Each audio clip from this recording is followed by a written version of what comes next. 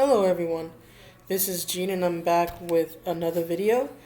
So today I'm going to be doing a video about a woman who is apparently going to be writing for the She-Hulk TV show, and she has said she has said actually quite a few dumb things, and I'm going to be going over them. So let's get to the video, right? So the woman I'm talking about is Dana Schwartz, and yes, I drew all over this to black out her contact info because I do not want or need to be accused of sending hate just because people have opinions. But the link to her Twitter is in the description. If you decide to look, please don't engage again. Don't need to be accused of sending hate. As you all know, I would never do such a thing. Respectful disagreement and respectful engagement, yes. Sending hate, no. But anyway, as you can see, I highlighted the fact that she's going to be working on the She-Hulk, sorry. Let's say T-Hulk. Woo! But on the She-Hulk TV series. Now, most people are responding to Miss Schwartz because of comments she has made about South Park. She's made several comments about South Park.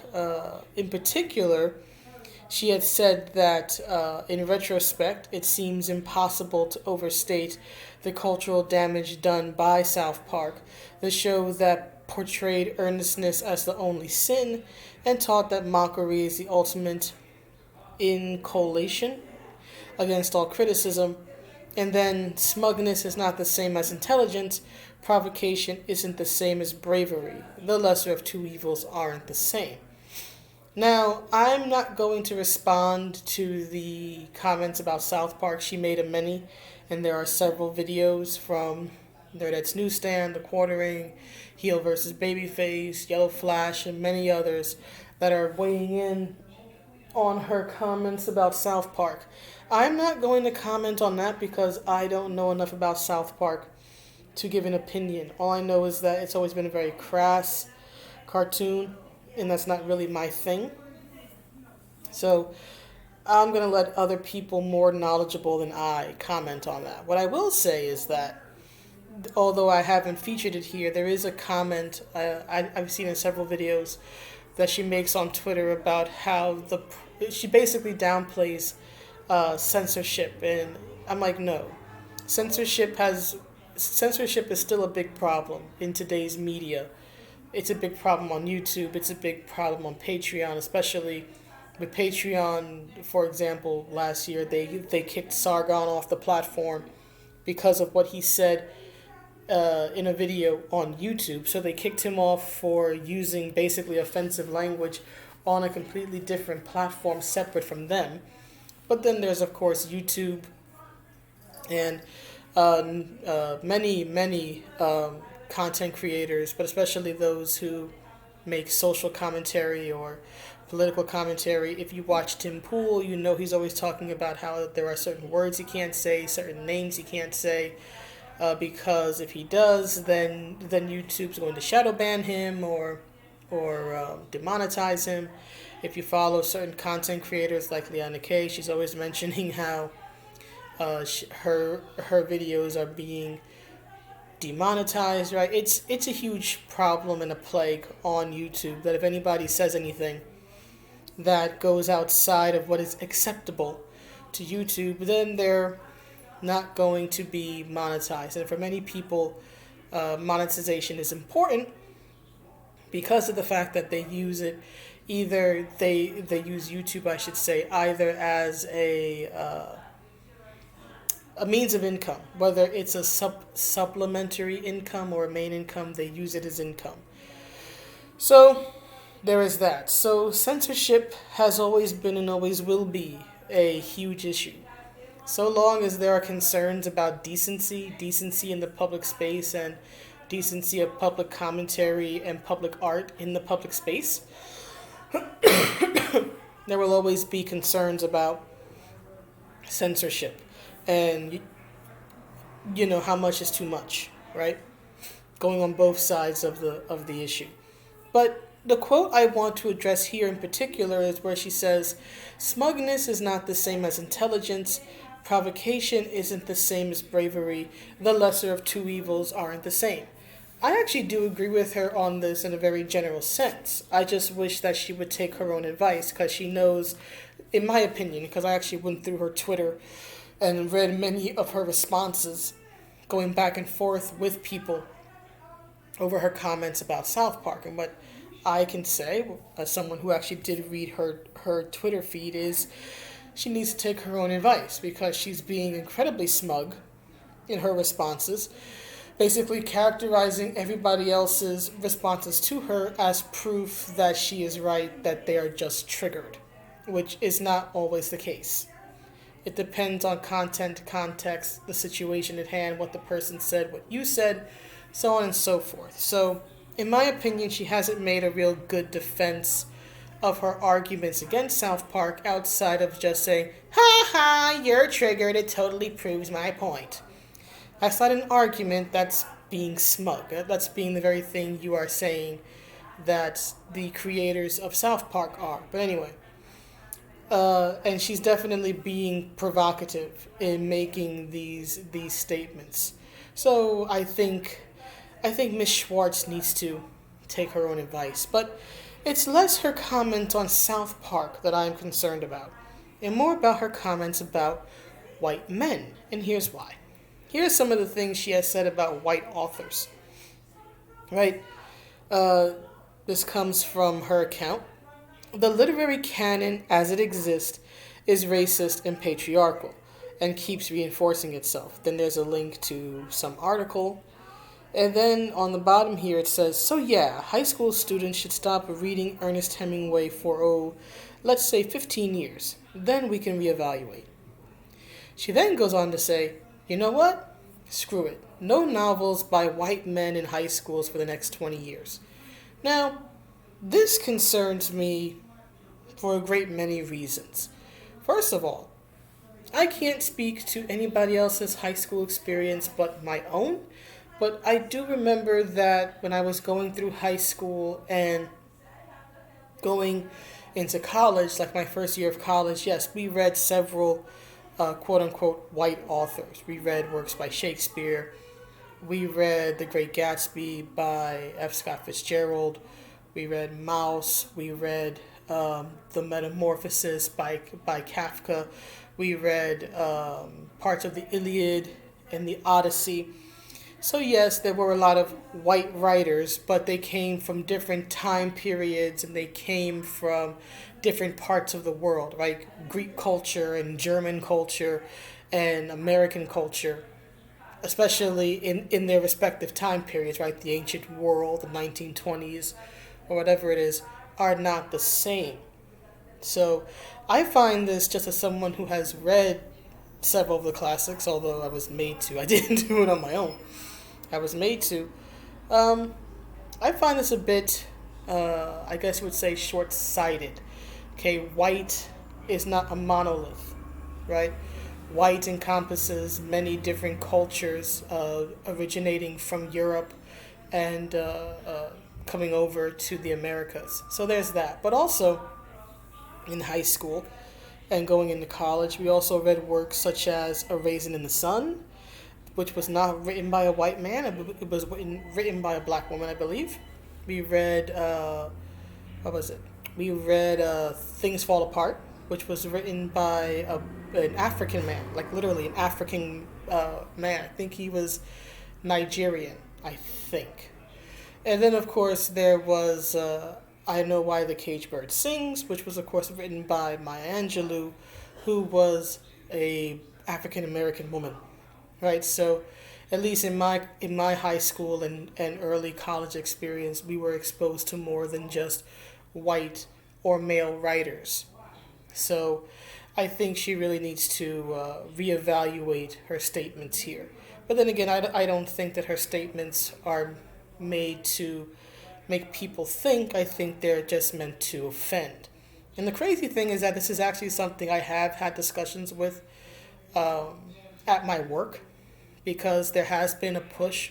I can't get too into it, but there has been a push to try to bring more people, maybe who are not white, right, into the creative spaces, the more creative, like the humanities department, and bring them into like the English classes. And I've said several times, well, shouldn't we just broaden our horizons a bit? I'm not saying to get rid of, the Shakespeare and all that other stuff, but maybe we should broaden out. Maybe introduce works like the Ballad of Mulan or the Tale of Genji, which was written by a Japanese noblewoman, or the Tale of Gilgamesh, right? Maybe just broaden our horizons a little bit, and you'll bring in more people, from these cultures, or people who have an interest. But no one ever listens to me. But anyhow, right? So, just from an academic standpoint, I strongly disagree with her. I do believe that a diversity I guess you could say more of a variety, right? Variety is the spice of life, and I definitely think that the English department needs some variety, but I don't think that you get that variety by trying to shame people. But that's just me. But as a comic fan, I am concerned because, first of all, interestingly enough, I should address this first. She goes on to make very insulting and incendiary comments about white people, but then she says, please buy my book if you want to learn more. But anyhow, I'm concerned about what she's saying because she's going to be working on She-Hulk, right? Now, She-Hulk has had a very, very, very long history. The character, I think, as of this year, is 40 years old, right? And she's been featured in many a book. She's had a good 3 solo series, I think, at least, over the years. But she's also been part of teams such as the Avengers. She's been part of teams such as the Fantastic Four. So she's a well-known and beloved character in the Marvel canon. So while it's impossible to list every single person who's ever worked on a She-Hulk book or story, I do want to go over some of the more well-known, prominent names that have worked on her solo series over the years. So let's start from the beginning, 1980, right? She-Hulk is created by Stan Lee, right? She's actually the last character Stan Lee himself created for Marvel during the 1980s. He would not make characters for the company again until the early 1990s, right? So he is one of the creators, right, and is seen as many as the creator of She-Hulk in 1980. So 40 years ago, as of this year, right? He is her daddy, or at least one of her daddies, right? He with of course other people, but he created the character, right? So this is 1980. Then of course there is her late 80s run, right, which was principally written by John Byrne. Other people worked on it because he was off the book for a bit of time, but he's the one who pretty much made She-Hulk the person that up until recently most people knew her as, right? Funny, vivacious, right? The very, happy go lucky, party girl. That's all him, right? The breaking the fourth wall, being more of an action comedy. That's all him, right? John wrote a good chunk of the 80s, late 80s, I should say, She-Hulk run. It was from the late 80s to like the mid 1990s, actually. But he wrote it, or at least wrote a good part of it. He wrote, he drew, he inked. He did work on these She-Hulk stories that he was a part of. The only thing he did not do was the editing, because writers should never edit themselves, and he didn't do the coloring. And interestingly enough, he can't do the coloring ever because He is colorblind, meaning that he doesn't see the color green properly. So one of his most famous characters is a green woman, and he can't see her right. It's one of the crazy ironies of life, right? But he is, how do I put it? Stan Lee created the character, but I would say that John Byrne's work is what made She-Hulk for many a people and for many a fan going across generations. So there's John Byrne, right? Then we have the mid 2000s where She-Hulk was written by Dan Slott, right? And then we have, 2016, where 2016 around the all new, all different days, where She-Hulk briefly became Hulk. The name of her comic actually became Hulk because the Incredible Hulk was dead due to the events of Civil War II. And another character known as Totally Awesome Hulk had his own book. So the Hulk title actually went to She-Hulk. Branding confusion all around. But anyway, that run was written by Mariko Tamaki.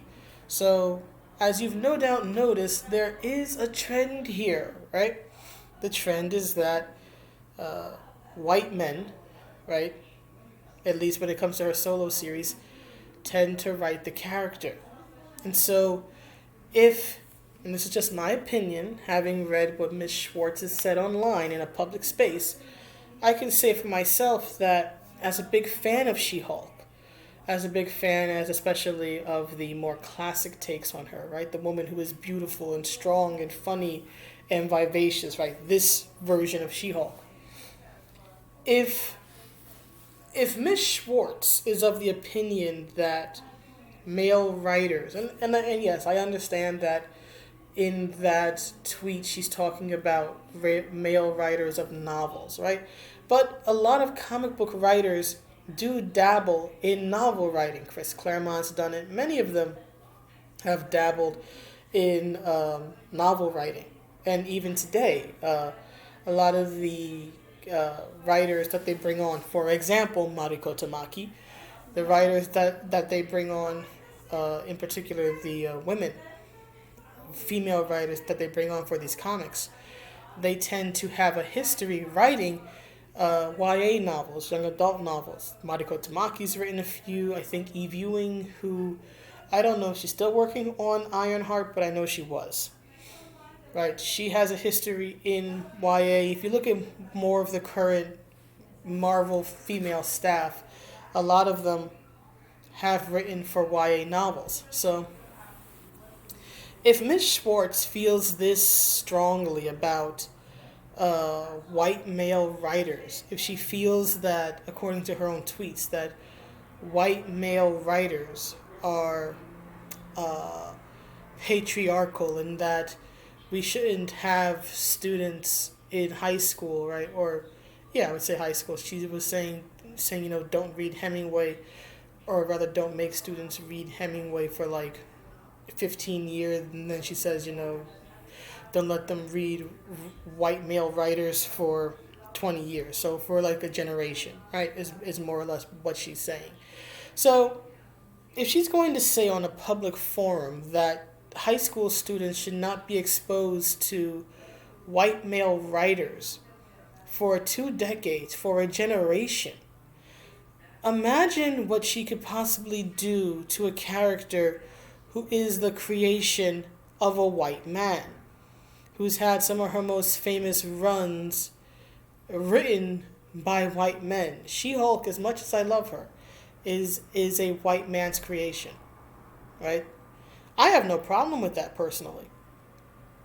But this woman apparently does have an issue with white men writing and people being exposed to white male writers and their writings. And so if she's going to say these things about, again, a writer like Hemingway, say, we shouldn't let kids read him, then what is she going to do to She-Hulk? What is she going to do to her, right? What is this writer's room? they're no doubt going to tout is diverse despite being, say, female-centric in this case, given that it's a female character. I'm almost certain that they will make the writer's room female-centric. So what are they going to do with that? You know, She-Hulk, as I've said in other videos, is one of my favorite characters, and having someone who would make these comments about white men, white writers, is very concerning to me. And I've said in other videos how I don't like Jason Aaron and what he's done to the character, and how I don't like how strong, powerful, physically powerful women in general in Marvel are being portrayed as these violent, overly aggressive, and distinctly masculine lunkheads, when that is what they are not. If you look at their history, they are the complete opposite of all of that. And if this is going to continue this trend, if this TV show, which I've already expressed my opinions about in other videos I've made, but if it's going to continue in this trend of being disrespectful toward women and creating unlikable characters, then, well, I'm sorry, but you've lost me. I would love to watch a She-Hulk show, but I cannot and I will not in good conscience spend my money or my time watching something that is a complete antithesis of everything She-Hulk is and represents. I just can't. So this gives me serious misgivings. Right? I'll let everybody else comment on what she said about South Park. But when it comes to comics, yeah, comics tend to be written by, at least the mainstream ones, by white men. You're not going to get rid of that anytime soon, and honestly, you shouldn't. Because it shouldn't matter about the race or gender or ethnicity or sexuality or anything else of the writer. What should matter is the character. White men created She-Hulk. White men created Spider-Man. White men created Batman. White men created Black Panther. And you know what? It doesn't matter. White men created Superman. And you know what? It doesn't matter. What matters is the character. And if you can't get the character right, well then, you done lost me, and all you've done is piss me off. But anyway, that's the video. Please let me know what you think. I'm going to end the video with this beautiful image of She-Hulk, because this is, in my opinion, what she should be. Beautiful, glamorous, strong, confident. And if they're not going to give me that, well, what point is there to watch? But anyway, so again, let me know what you think. This is Saturday here in New York City.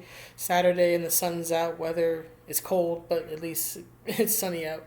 So wherever you are, whatever you're doing, I hope you have fun. We have a 3-day weekend coming up because here in the U.S. we have like 2 days, 2 holidays in February that are fairly close. There's Lincoln's birthday, which was this past Wednesday, and then I think we have what's coming up? President's Day. President's Day I think is Monday, and then there's Washington's birthday, but that's going to be like next Saturday. So anyhow, we have a 3-day weekend coming up, so I'm probably just going to be relaxing or handling other adult responsibilities. But anyhow, I hope you guys enjoy your time off, if you have any. Enjoy your weekend, whether it's day or night. Be happy, be safe, have fun, and I'll see you around the next one. Bye.